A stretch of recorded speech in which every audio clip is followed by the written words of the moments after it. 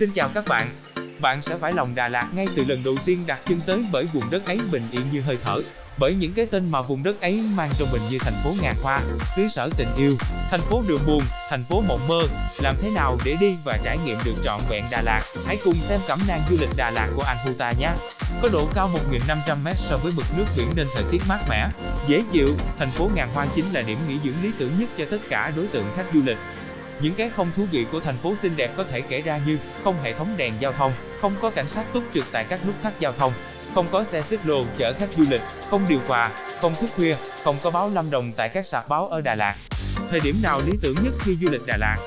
Không giống như các địa điểm đến khác du lịch chỉ mang tính thời vụ, riêng Đà Lạt bạn có thể đến quanh năm bởi mỗi mùa lại có nét đẹp riêng của nó. Bạn có thể thoải mái lựa chọn thời điểm phù hợp nhất cho chuyến đi Đà Lạt của mình. Nếu bạn muốn ngắm những đóa mai anh đào nở rộ quanh Hồ Xuân Hương thì từ tháng 2 đến tháng 4 khi mùa xuân đến chính là thời điểm đẹp nhất để chiêm ngưỡng hoa. Các nhành hoa phượng tím trên các tuyến phố thời điểm này cũng bắt đầu khoe sắc trổ bồng lung linh đón nắng gió trong hương xuân nhẹ nhàng. Trong cơn mưa ngày nắng hạ bất chợt đến rồi đi rất nhanh chóng, cảnh đẹp Đà Lạt khiến du khách phải thốt lên ngỡ ngàng. Dư vị về một chuyến đi du lịch Đà Lạt yên bình với thời tiết lạ lùng ngày hè sẽ càng tăng thêm nỗi nhớ không nguôi. Những cơn mưa rã rít vào tháng 8 sẽ làm tăng thêm tính hấp dẫn, những dòng thác nước như được tiếp thêm sức mạnh để ào ào tuôn chảy, bọt tung trắng xóa. Thác Ren, thác Bong ào thác Yamri, mạnh mẽ nghe như tiếng tự tình suốt đêm ngày. Cuối năm, nếu bạn đi du lịch Đà Lạt tháng 10, 11, 12 phảng phất những áng sương mây lơ lửng trên bầu trời mang màu xanh ngắt. Tháng 10 đến tháng 12 hoa dã quỳ vươn mình đón nắng đẹp phiêu xa lùng lình theo gió mới. Còn những bông mi màu sơ mỏng manh ấp trải dọc theo các triển đồi giống như bức tranh vẽ. Và còn rất nhiều các loài hoa rực rỡ khác như cánh đồng cải trắng, vườn hoa hướng dương, vườn hồng nhung, cánh đồng cỏ lau. Mỗi một mùa là Đà Lạt hiện lên với hương sắc riêng luôn cuốn hút du khách. Cách di chuyển khi đến Đà Lạt. Để phục vụ cho chuyến du lịch Đà Lạt của mình, bạn có vài cách đến với vùng đất ngàn hoa. Máy bay. Muốn tiết kiệm thời gian, máy bay sẽ là lựa chọn tối ưu. Đà Lạt có sân bay liên khương cách trung tâm thành phố 30 km về phía nam. Bạn có thể đi máy bay của các hãng Vietnam Airlines, Vietjet Air, Jetstar để đến du lịch nghỉ dưỡng tại thành phố mộng mơ. Đến sân bay bạn có thể lựa chọn taxi Mai Linh, Phương Trang, Thắng Lợi, Đà Lạt là những hãng xe uy tín nhất với giá khoảng từ 250 đến 300 ngàn để về thành phố. Nếu đi đoàn 4 người sẽ rất tiết kiệm chi phí. Ngoài ra bạn có thể lựa chọn xe buýt sân bay về thành phố Đà Lạt với giá 40 đến 50 ngàn, đi mất 45 phút là đến nơi. Xe khách. Với những bạn muốn tiết kiệm chi phí hoặc ngắm cảnh trên đường đến Đà Lạt thì xe khách sẽ là lựa chọn phù hợp. Tuy nhiên bạn sẽ mất nhiều thời gian hơn. Bạn có thể đi từ Hà Nội, Đà Nẵng, Nha Trang, thành phố Hồ Chí Minh là những điểm xuất phát chủ yếu thường được dân du lịch lựa chọn. Xe máy. Xe máy cũng là một lựa chọn không tồi cho các bạn trẻ thích du lịch theo kiểu trải nghiệm, vượt bụi và tiết kiệm chi phí. Từ Sài Gòn lên tới Đà Lạt chỉ khoảng 300 cây, mất khoảng 7 đến 10 tiếng đồng hồ nếu di chuyển bằng xe máy. Tuy tốn khá thời gian và sức lực nhưng đây sẽ là những trải nghiệm khá thú vị, cũng như giúp bạn khám phá ra nhiều cảnh đẹp trên quãng đường di chuyển hơn. Di chuyển ở Đà Lạt như thế nào? Lựa chọn phương tiện di chuyển bằng xe máy sẽ giúp bạn chủ động trong chuyến hành trình của mình. Giá thuê xe là 100k trên ngày. Địa điểm thuê là ở cổng chợ Đà Lạt, đường Nguyễn Thị Minh Khai hoặc đường Bùi Thị Xuân. Bởi Đà Lạt có nhiều cung đường đèo, cua gấp và khá dốc nên phương tiện xe máy sẽ thích hợp hơn trong quá trình di chuyển và khám phá mọi góc cạnh của thành phố. Tuy nhiên, bạn đi du lịch theo nhóm đông người hoặc du lịch với gia đình ở mọi độ tuổi khác nhau thì thuê ô tô sẽ thích hợp và tiết kiệm thời gian hơn hoặc thuê taxi, bởi người lớn và trẻ em sẽ không thích thử cảm giác mạnh bằng phương tiện xe máy. Các điểm du lịch Đà Lạt nên đến. Tất cả các loài thủy sinh bao gồm bạch tuộc, mực ống hay sao biển trên thực tế đều có tới 3 trái tim. Trong đó, 2 quả tim phụ hai bên giúp động vật thân mềm hấp thu máu, còn quả tim trung tâm giữ vai trò điều tiết máu qua các động mạch đi nuôi cơ thể. Thác Ren. Vào mùa mưa lượng nước lớn dòng thác tuôn chảy trông giống như chiếc cổng chào lớn. Du khách dường như đã bị hấp hồn bởi cảnh đẹp thiên nhiên hùng vĩ. Từ thác Ren bạn có thể ngắm trọn vẹn đồi thông rộng lớn. Thác Đà Tàng La. Nằm ngay chân đèo Đà Lạt, gồm 7 tầng núi đá, thác nước theo đó dội xuống, tạo thành từng tầng lớp bọt tung trắng xóa. Ngoài ngắm vẻ đẹp hùng vĩ của dòng thác, bạn cũng có cơ hội trải nghiệm các trò chơi trèo thác, vượt thác rất thú vị, hấp dẫn. Thác Cam Ly.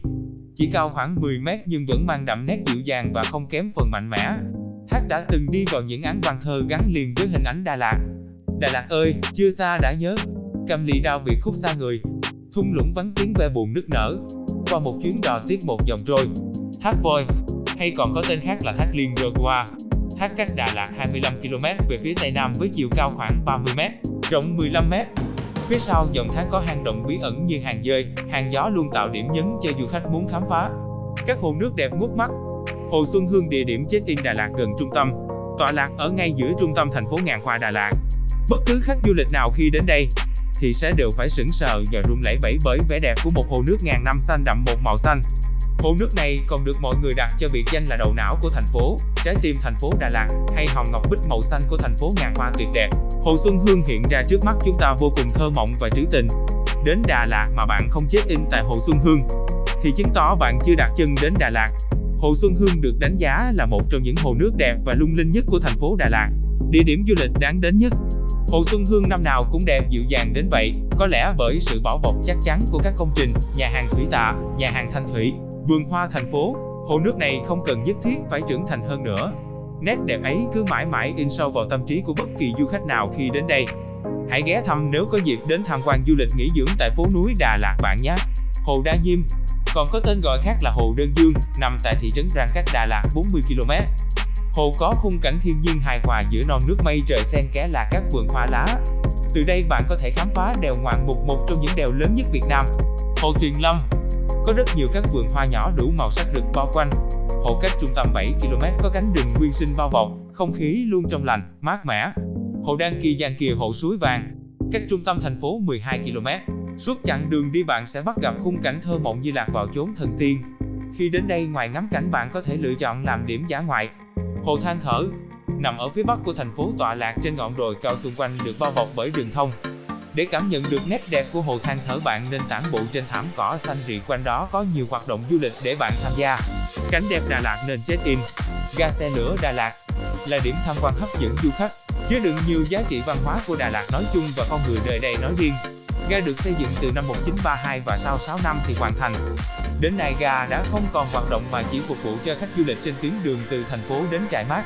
Vườn hoa Đà Lạt, đây là xứ sở quy tụ các loài hoa đẹp trên thế giới, bởi vậy mà những vườn hoa này luôn là những điểm check-in lý tưởng nhất khi giới thiệu về cảnh đẹp Đà Lạt. Dơi là không mù, loài dơi chỉ không sử dụng thị giác để bay và kiếm ăn, bởi chúng sử dụng sóng âm để kiếm mồi theo cách của riêng chúng. Vì vậy, thị giác của chúng bị suy giảm nhưng không đến mức bị mù.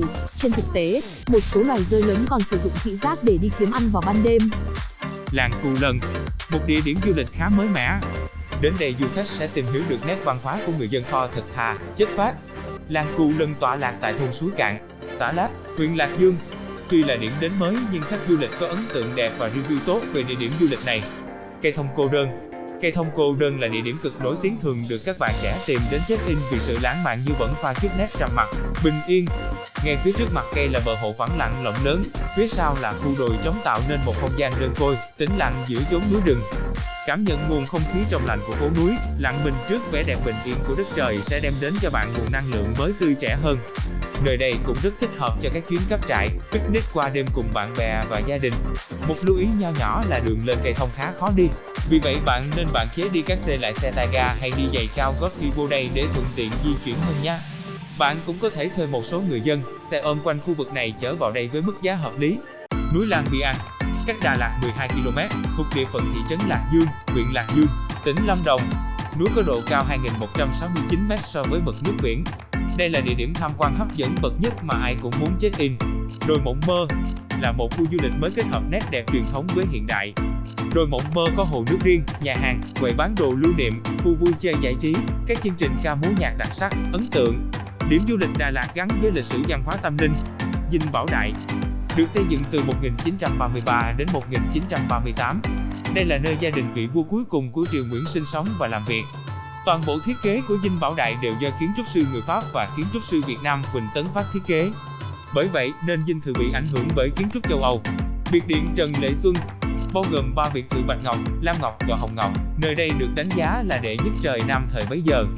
Với diện tích 13.000 m² và được khởi công xây dựng vào năm 1958, tọa lạc trên đồi Lam Sơn, cách trung tâm thành phố 3 km.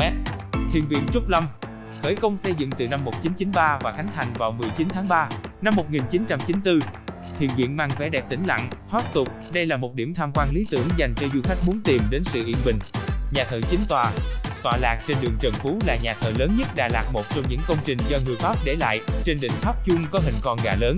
Trường cao đẳng sư phạm Đà Lạt nổi bật với dãy nhà hình vòng cung gọi là tháp chuông. Đây là công trình được Hội Kiến trúc sư Thế giới công nhận là một trong 1.000 công trình độc đáo của thế kỷ 20. Tuy nhiên, để đảm bảo cho việc học tập và giảng dạy của trường, hiện tại Cao đẳng Sư phạm Đà Lạt đã ngưng nhận khách du lịch vào các ngày trong tuần, nên bạn nhớ lưu ý để không mất thời gian tới tham quan tại đây. Địa điểm du lịch Đà Lạt chụp ảnh đẹp. Vườn hoa Thoải Hương Lavender Đà Lạt. Hiện Đà Lạt có vườn hoa Lavender tại làng hoa Vạn Thành và vườn hoa ở ngay gần hồ Tuyền Lâm. Đây là điểm du lịch được giới trẻ yêu thích năm 2017. Hoa Thoải Hương nổi bật với sắc tím, tỏa hương trong nắng. Hoa thể hiện cho tình yêu chung thủy. Quảng trường Lâm Viên. Nằm ngay cạnh hồ Xuân Hương, quảng trường Lâm Viên là nơi tập trung rất nhiều các dịch vụ ăn uống, vui chơi giải trí tại Đà Lạt. Đặc biệt, hai công trình độc đáo lấy ý tưởng từ nụ hoa Artiso và hoa Dã Quỳ, hai biểu tượng của thành phố Đà Lạt được thiết kế bằng kính vô cùng độc đáo càng tạo nên sự thu hút giới trẻ tới đây để check-in sống ảo cực chất. Trên quảng trường còn bán rất nhiều đồ ăn vặt đặc trưng của Đà Lạt như dâu lắc, bánh tráng nướng, sữa đậu nành cùng quán coffee trong nụ hoa Artiso khá ngon. Ngay bên cạnh dưới quảng trường là khu vực siêu thị Big C phục vụ chủ yếu cho việc mua bán của người dân Đà Lạt. Cánh đồng hoa tam giác mạch.